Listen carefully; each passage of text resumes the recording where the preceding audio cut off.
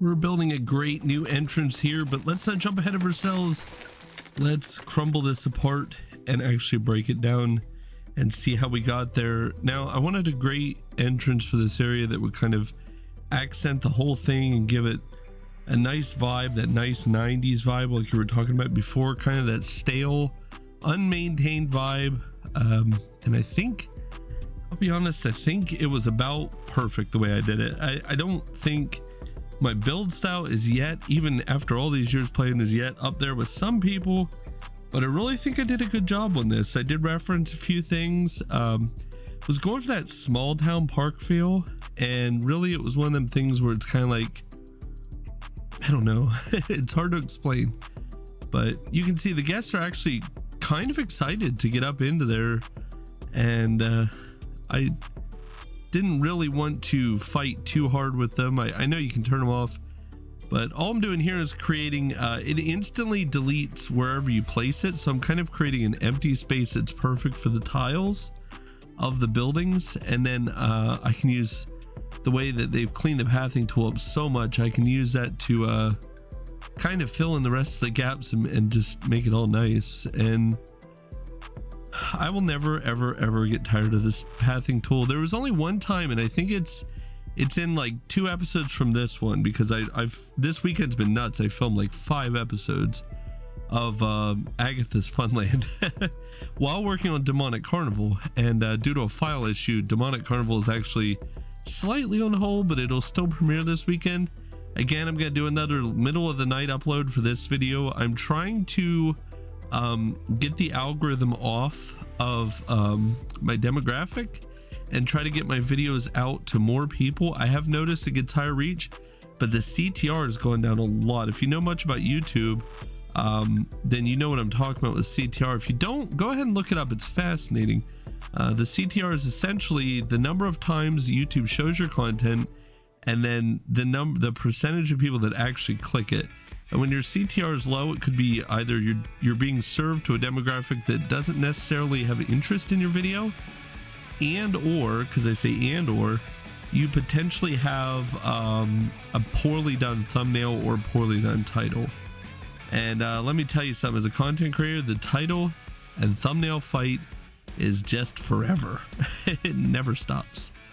So here we go. I'm kind of angling myself so I can kind of catch the colors from the other building there, and it helps a lot, especially with lining up, you know, a central aesthetic while making each building kind of unique. And I will probably struggle till the day I no longer play this game with the roofs that they have. I'm hoping they add more in the future, or they improve them somehow. The selection there is great, but it's just sometimes it's kind of frustrating to find the right pieces. And I struggle with this in Planet Coaster 1 a lot too, but I think you'll agree that in the end there, I kind of got there.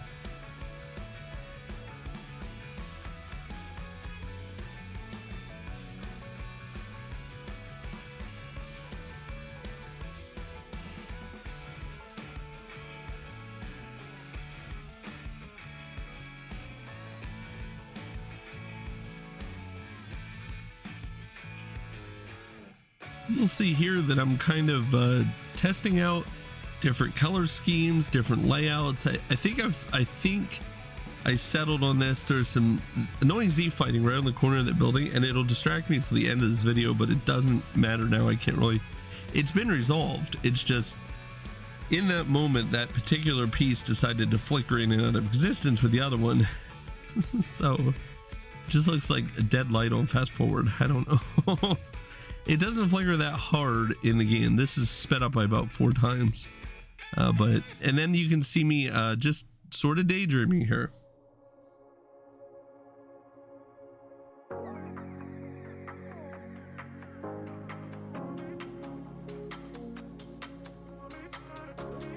I had actually cut my audio up into a couple pieces because I've cleared my throat and a few other things here as the time has gone by.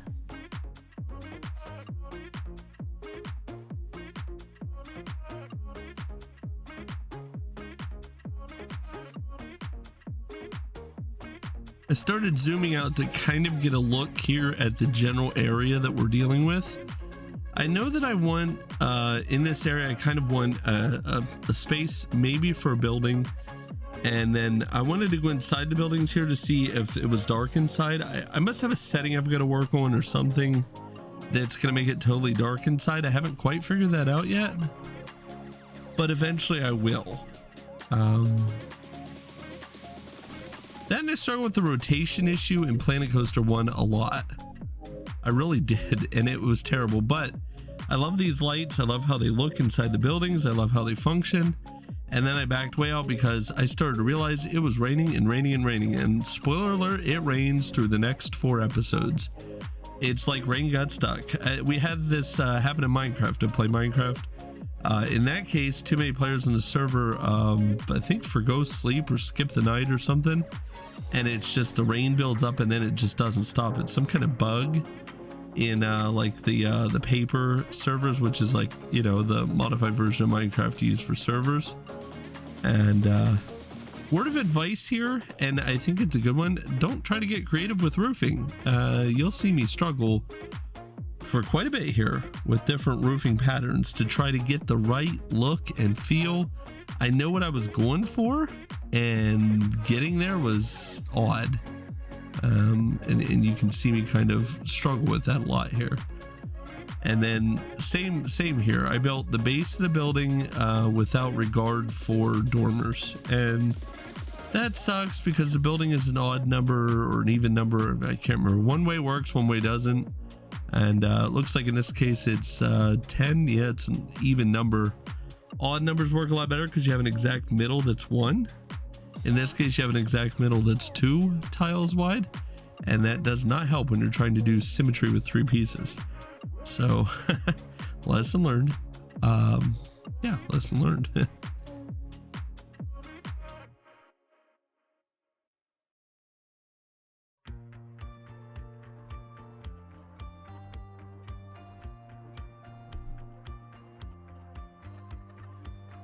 I realized here early on that I needed support pillaring and something to hold the roof up, and if there was anything that fits that tacky 90s decor, it's a straight up metal pillar. And I fiddle around here trying to come up with a base for it, and I think I kind of did, but man, nothing screams 90s like that flat glossy painted pole that, you know, was in everyone's basement, was in every rec hall, was in every community center, and sometimes even in your school. It was just the way they held up parts of the roof when they needed to. I suppose they still do things like that, but for some reason it was just iconic of the 90s and the 80s to have that. I guess it's because we had a lot of finished basements and it was fun to hang out in people's finished basements and enjoy yourself.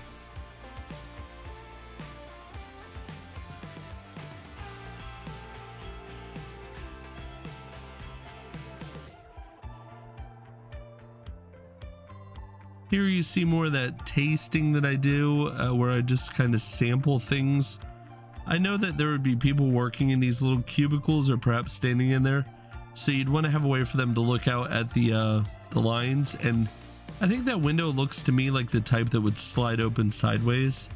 So it was kind of one that I wanted to put there, and I like to keep my scenery as simple as possible. In this case, I laid these flower beds out, and I wasn't sure about them from the beginning. First of all, it's more pieces when you do that, and ground paint works great. The only complaint I have with ground paint in Planet Coaster 2 is I have not figured out if they have the asphalt, the cracked asphalt and the asphalt like they did in the other version, and that really sucks because that makes great roads without increasing the piece count.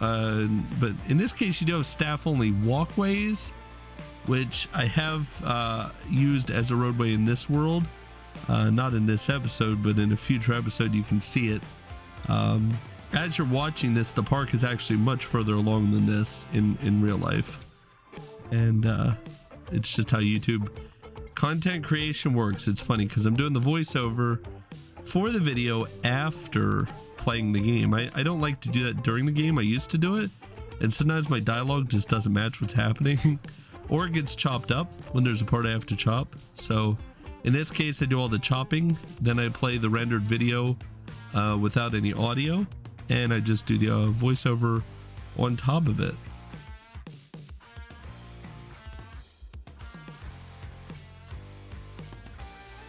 I gotta tell you, I'm never going to hate scaling objects. I love it so much. It's such a handy, impactful thing, and it really helps set just the right conditions. And that rock is huge, by the way. But yeah, and you can see here I just kind of did these little stepping stones through the mulch to that door, and they help a lot. And you'll see in another episode coming up that I actually add a road to that area too, off to the left there, which really does help, because in the next episode after this one, a building is going to go up back there, which is going to be the first building. It's interior in the park, the first building in the park, and it's going to be a bathroom block. After that, it's a gift shop and a Ferris wheel, and we just keep going from there. So you have that to look forward to. Here I was working with a custom brush. I as you can see, I really struggle with the darn thing. It is something that I'm gonna have to learn a lot about, and you'll see me here even turning off avoiding pathways, and then it leads to that mess. And then there's all kinds of different clicks and shuffles here as I try to figure it out. But it's great for you to be able to see this process. And I create that brush overgrown, and I never see it again. So I don't know what happened to it. As you can see there, it just wasn't in any of my selections, and that's I hate that, because that makes it harder. Now, not realizing as I'm laying all this out, I'm connected to the building, so in a future episode you don't see it, but I delete all of that at one point, knock the power out in the entire park, and really cause havoc because of this exact moment where I didn't realize I was in building edit mode as I laid those big chunks of trees all over the place. So I'll randomly go to delete trees, and if I'm not facing in that direction, I don't see this building light up, and I accidentally delete it. And sometimes it's beyond the Control Z, because you don't realize it's gone, and the Control Z only goes so far. So I've had to reload the save file and lose, you know, up to an hour of work at a time. So I am working to get it unlinked with those trees, because talk about crazy.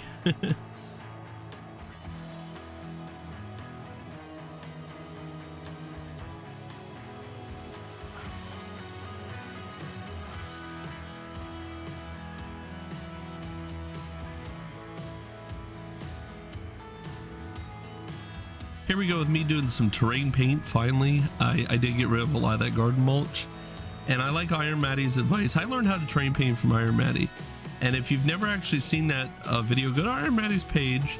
I'll try to remember to link it down below in the description, but I know YouTube doesn't like when you do that so much because then you're taking people off your content going elsewhere. I don't usually care about that. I believe more in the community of creators and all of us kind of working together. So we all routinely will help one another out, and I'm gonna link that video. Not that video needs any help. That video has a really good following behind it, but it'll talk all about the intricacies. I struggle with that word a lot. Intricacies, there we go, of terrain paint.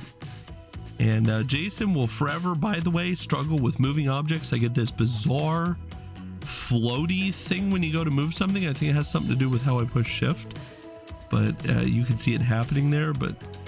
And that's gonna wrap it up for this episode. Thanks so much for watching. If you enjoyed this, there's another one that's gonna pop up on the screen, or it already did. I have a hard time with that entire concept, but this is Planko and Chill Seekers. I'll see you next time. Drop a like and a comment if you enjoyed this.